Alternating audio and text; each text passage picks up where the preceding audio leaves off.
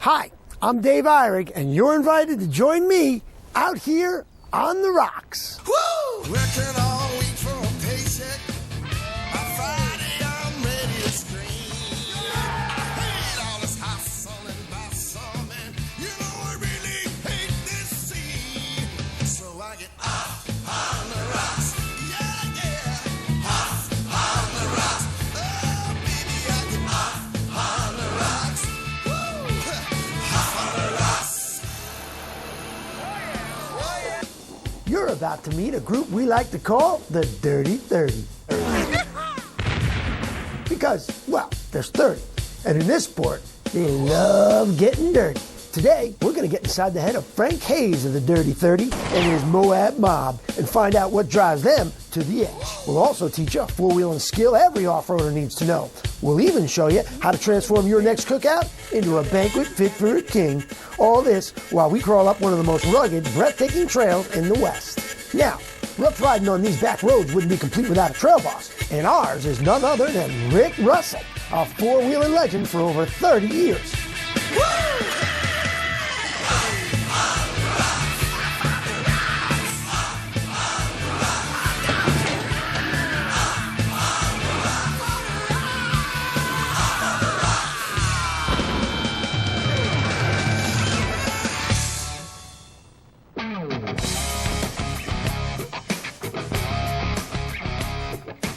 Welcome to On the Rocks TV. We're up here in Moab, Utah, and the next trail we're going to run is the Rusty Nail Trail. It's a remote trail on the other end of town, out off of Highway 191. It's a tough trail. There's always carnage on it. You got to help each other get across, and we're going to go out and join Frank Hayes and his group as they make their way across.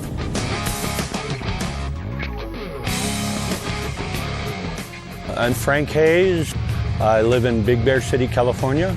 I've been a four-wheeler since 1977. My friends and I are here today to conquer the Rusty Nail Trail.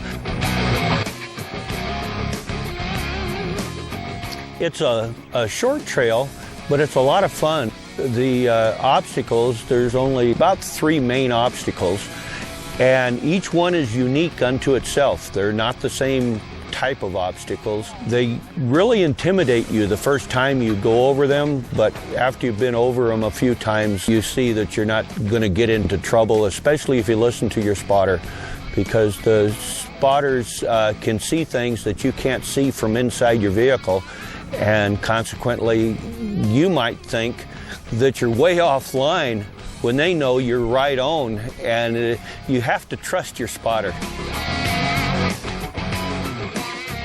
We're out here in Moab, Utah this week. This is my 14th year. The scenery around is just awesome. I mean, you can't find the diversity anywhere else because almost every trail is different than the one you did the day before. The scenery, the challenges are all different on every trail.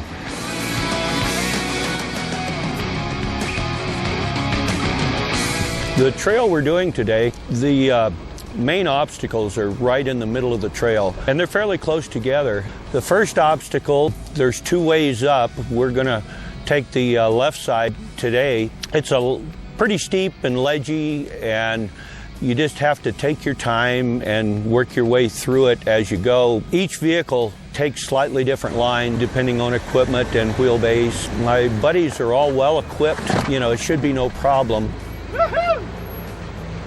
My name's George Ollinger. I've been wheeling for about 8 years. I started with my son, who took me out for a ride at Runamuck, and I got hooked. We were there, and there was hundreds of Jeeps, every shape and color. And once I saw that, and rode with him for a couple days. I just had to get one. It's hard for me to hike and do the things that I'd like to do because I love to be in the outdoors. I love the wilderness. I love to camp. I love the scenery and the people that you meet out here. So my only choice basically is to four-wheel drive. Now, with that, there's a lot of challenges to do that because you're constantly learning new techniques, making yourself better, trying to take harder things like today. This is going to be interesting. This will probably be some of the hardest terrain that that I've ever done before. And to be quite honest, I'm pretty nervous about it.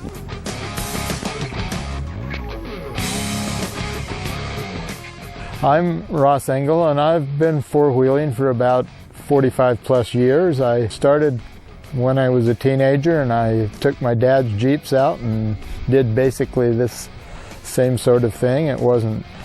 They weren't as well equipped, and the trails weren't as developed, but it was fun and it was a good time, and I guess that's how I grew into this from the time I first started to drive.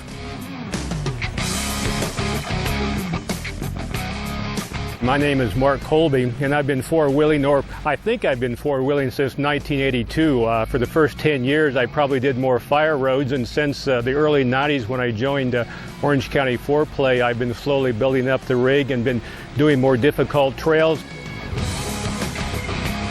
Rusty Nail is an interesting trail. It's a fairly new trail. I'm guessing that maybe 8 to 10 years it's been around. It kind of links up to a part of the Golden Spike Trail. It's a rougher trail than some are. There are 3 good obstacles on it. And on the first one, there's the old traditional entrance, and there's sort of a go-around, but the go-around is every bit as tough as most entrances to any trails. There's a good ledgy area about the middle of the trail until the place that, well, we'll see very soon here, the kind of four-wheeling we do nowadays. Stick around as we see if Frank and his buddies got what it takes to navigate the treacherous notches of Moab. Sounds like a recipe for breaking things to me. We'll find out coming up right here on The Rocks.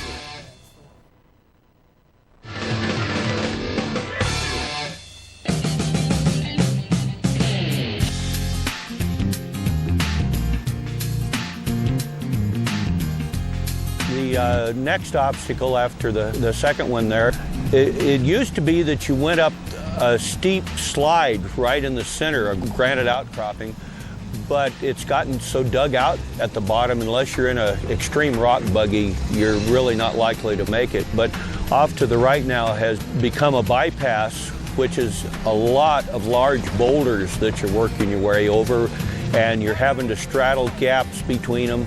So you really need to rely on your spotter on that one. Rusty Nail is one of those short trails that has some very strong obstacles on it. The first one, of course, there's the original entrance that we will be doing. We're going to try a little bit more aggressive run than that one.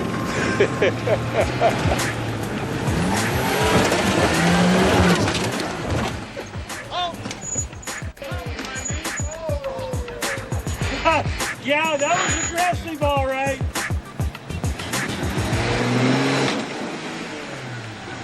Sound good. Mark was trying to climb the ledge there, and he was worried about the tire spin, so he gave it what is known as the Moab bump. He hit it just a little bit too hard, and when he hit it, the back end came off the air with a real big bounce. When the tire came down, it sheared the flange on the rear differential that the drive shaft bolts to. George went ahead and took the broken piece off of the back here of the drive shaft. I'm going ahead and unbolting the front end of the drive shaft off up here. It's nice that you've got a spare drive shaft so that we can just R&R the drive shaft, and in a few minutes we'll be going again. I have a Ford-style drive shaft that just bolts in and doesn't have a lot of the U-joints and U-bolts like some of the other styles do. So it's a matter of taking 4 bolts off of the front and 4 bolts off of the rear and just bolting the new drive shaft right in place, and we're good to go. To most people out on the trail, this would be like a major overhaul, but Mark has experienced many different types of breakdowns over the years out on the trail because we go wheeling so much. We usually carry spare parts, and it makes it much more simple to get going again on the trail.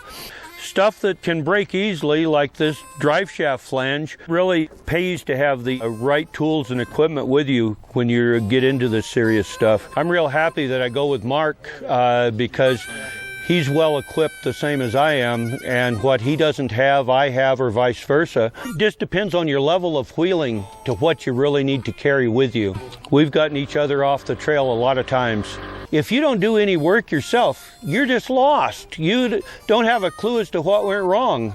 But if you do a lot of your own work, I mean, not necessarily the major, like overhauling an engine or anything, but a lot of even the smaller stuff, it gives you an idea of what has gone wrong before you even get out and look.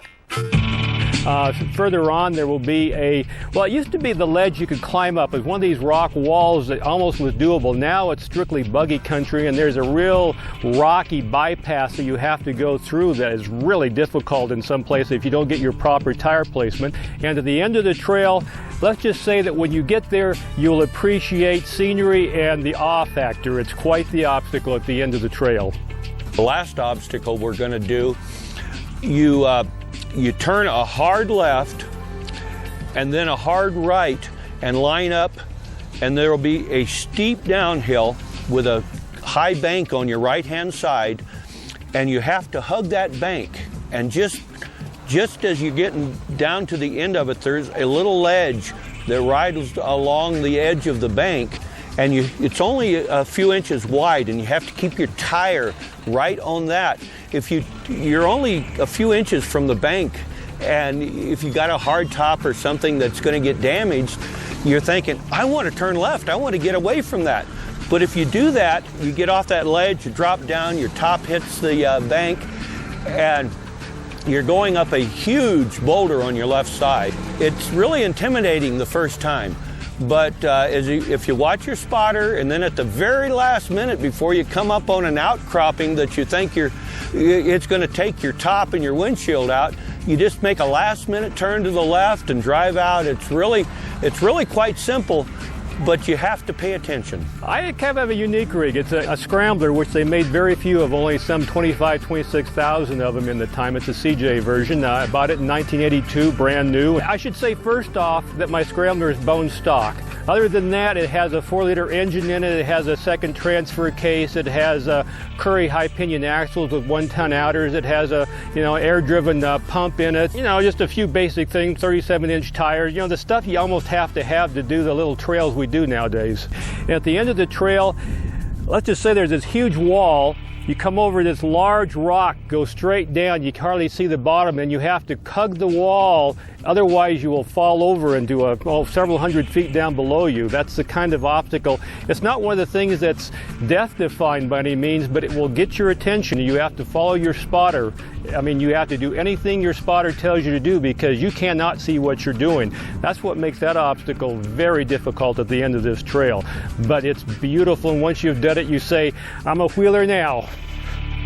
Next up. I think I have the confidence to do it without too much damage or killing myself, so we'll see what happens. Coming up right here on The Rocks.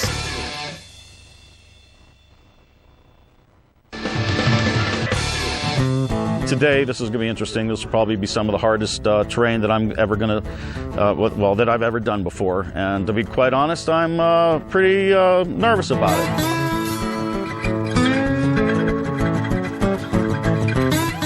My buddy George, this is his first time to Moab, so he's getting a great indoctrination on this because this is listed as one of the few extreme trails here. So I'm going to enjoy guiding him through.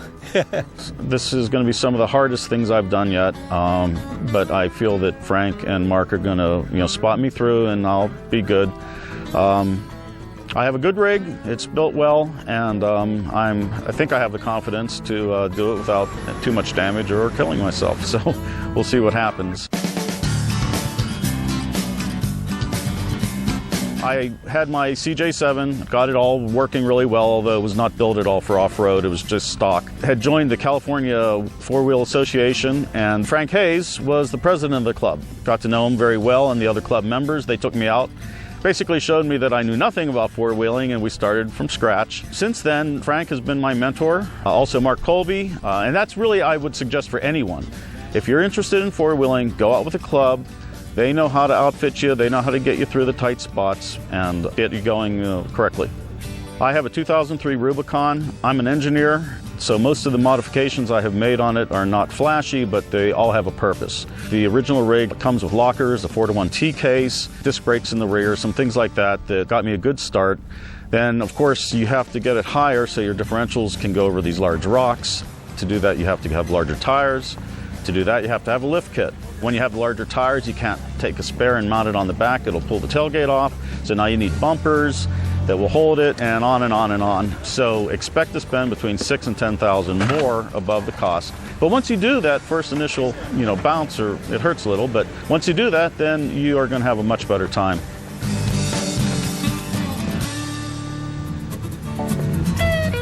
I've only been on this trail once before, probably about 4 or 5 years ago. Maybe a little nervous about how I hear that it's changed and that it may be more challenging than it was. Entrance here looks about the same with a lot of loose rock and dirt, and now most of the loose rock has gone away and there's just boulders left. I've got a 1981 CJ5. It's probably the most original stock of the group here. It's the smallest of the vehicle with the smallest tires and probably the least modification. It does have a slight lift of 2.5 inches, 33-inch tires and air locking differentials. The transfer case is a 4-to-1, and so it's lower geared than the original. But other than that, it's basically stock. Some things are a little bit more of a challenge because steps on rock steps up to shelves and that are harder to do with smaller tires and a shorter wheelbase. My vehicle's about 10 inches shorter than the next shortest vehicle we've got here. The one thing that's different about what Frank and Mark have been doing is they go four-wheeling a lot. I've been going four-wheeling for the last number of years, along with working probably on the average about once a year or 1.5 times a year. You end up that you lose a lot of skill, so it's hard to get started on the first part of the week. So it's really interesting to keep up with these guys and see that you still do have some driving skill after that amount of time. Got to let her limber up a little bit before I push her. My wife, her first experience off-roading was with my new 77 Ram Charger and caught the front end, mashed it in. I like to never heard the end of that, but she's been off-roading with me still ever since. She never went on anything really hardcore until in 1999 she had her stroke and couldn't get out much. Since then, she's been going with me ever since on all of the hardcore stuff. Anywhere I go, she goes with me, and it's a little difficult with her being paralyzed, but we have a lot of fun together. His wife, Sue, is another really good example of how anyone with a disability can really enjoy the outdoors. It's incredible how Frank not only is a wonderful four-wheeler and has a great rig and helps everybody on the trail. If somebody breaks down, he's there to help, but he also takes care of Sue. I got to tell you, she's gutsy. She goes with him all over the place. Trails we call it pucker trails. Frank is the kind of guy, he may look like a big bad bear, but he's the softest, kindest hearted individual you'll ever see in your life. He will do anything for anybody, anytime, hands down. And of course, his wife is no exception. If she wants to come out on the trail, he will do anything in his power to get her out here. He takes care of everything that she needs on the trail to make the trip as nice as possible for her. It's just a wonderful relationship. One of the interesting things about all the closures and things, they want you to be able to walk into trails and have wilderness and everything. That is such a wrong solution.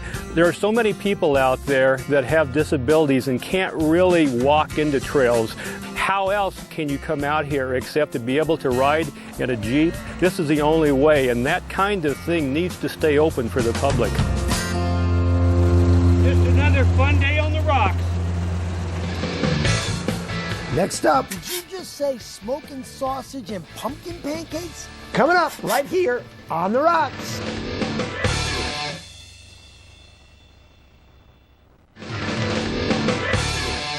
Today we're cooking up on the rocks smoking sausage and pumpkin pancakes. This is a great recipe. It's super easy. Cookie. Hey, Dave. Did you just say smoking sausage and pumpkin pancakes? I did, Dave. Smoking sausage and pumpkin pancakes. And you said it's easy. It's really easy. Can I help? Yeah. Shake this, Dave. Shake. Shake it. That's the mix. I make the mix ahead of time. I can freeze it, use it as a hunk of ice in the cooler, but it's really easy that way, and I don't have to worry about carrying the eggs and the milk and the pancake mix. But the way I make this stuff is I take pancake mix and I use half pancake mix and half pumpkin bread mix. And what that gives you, Dave, is an incredibly great pancake to go with your smoking sausage. Now, how in the heck did you come up with pumpkin pancakes and smoking sausage? Well, Dave, about 15 years ago, I was on the trail in Mexico with a new four-wheel drive club I was trying to join up with. And you know, they put you through the ringer to join these clubs. They make you fill out forms and go on outings with them, and it might take like 6 months or more to get online with them. Well, I cooked up pumpkin pancakes and smoking sausage in the morning. I was a member by the afternoon. Huh. You think that would work with girls? No, Dave, that wouldn't work with girls. All right, well, can I try one of them pancakes? Absolutely, come on. What we got? Plate up. I got a plate. Dave, this was the first pancake, but don't let that, don't let that give you any issues. I ain't afraid. That's very good. It's very good and it's very easy. Like I said, it's half pancake mix, half pumpkin bread mix, your favorite sausage, patties, and you're on the road. I got one suggestion. You make mine in this pan. You know, Dave, I think we can make it in that pan. Cooking with On the Rocks, pumpkin pancakes, and smoking sausage. You bet. It was a fine trail. I know the way you creeped up that first obstacle, you put the severe pressure on me to do something equally as well, which I know I couldn't do, or something totally different, which is to try the aggressive approach. Well, guys, you see what happens with that aggressive approach. You get to fix things on the trail. But then again, we got a chance to have a little tech tip there on the fix-it things. Well, listening to you guys is enough to scare the pants off somebody sometimes. You describe these things. You know, the third obstacle, I thought coming back was going to be the toughest. It turned out to be a piece of cake. Going down really wasn't that bad either, actually. It's the easiest as long as you spot correctly and pay attention. It's In fact, I don't know, what do you guys think was the worst one? Well, obviously for me, the first one was since I hammered on the thing. I was worried before. I was worried all night last night thinking about it, too. And you see what happens. We can get through things. It takes team effort, takes good spotters, takes good wheel placement, and it also takes the attitude. I think that's a primary thing. If you come out here and you really don't think you're going to be able to do it, chances are you're right. Yeah, your back tire was like this. This wasn't an inch, though. This was like 4 feet or something. You know, it's one thing to roll over, to lay on your side. Yeah, you're going to have some damage. But here, I mean, look over there. If you would be going along that and you've rolled over, you're climbing rocks right along that edge, you're dead. Yeah. I mean, there is nothing, I don't care what kind of roll cage or anything, you're up the creek and on the rocks. Set, high five. High five, guys.